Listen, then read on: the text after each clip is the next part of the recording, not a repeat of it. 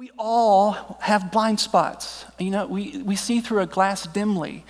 There's probably theological convictions that I have that are inaccurate.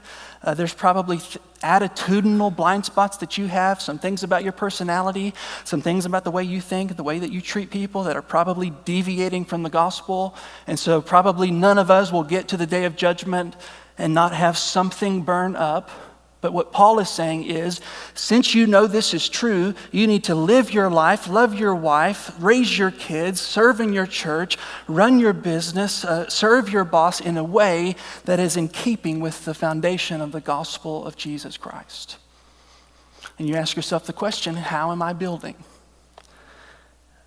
A lot of us are going to suffer loss. I think historically, just to give you an example of building with wood, hay, and straw, this issue of racism, rampant, back in the 60s and 50s and all that went on back in the day.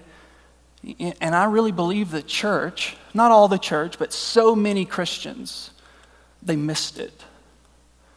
They ingrained into their children and into their grandchildren the anti-gospel sentiment of racism.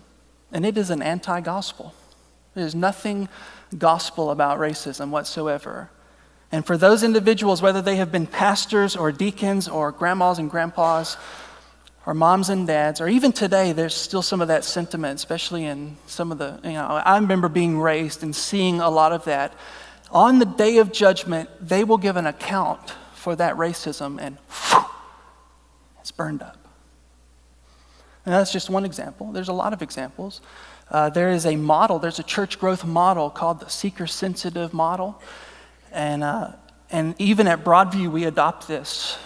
At Broadview, we believe that there are people sitting right out there. So some of you are sitting out there, you're not Christian. You don't believe everything that I believe, but here you are because you've got some questions and you don't have answers to your questions and you're examining things. And so we want to create an environment in which you feel very comfortable sitting out there not believing what we believe. And so we work hard that you feel comfortable being there. But there are some churches who take that model, a seeker-sensitive model, and in an effort to never offend anyone ever, they never use words like sin or judgment or the need for repentance or faith. And those churches end up building their church with wood, hay, and straw. And at the end of the day, when judgment comes, they'll suffer loss.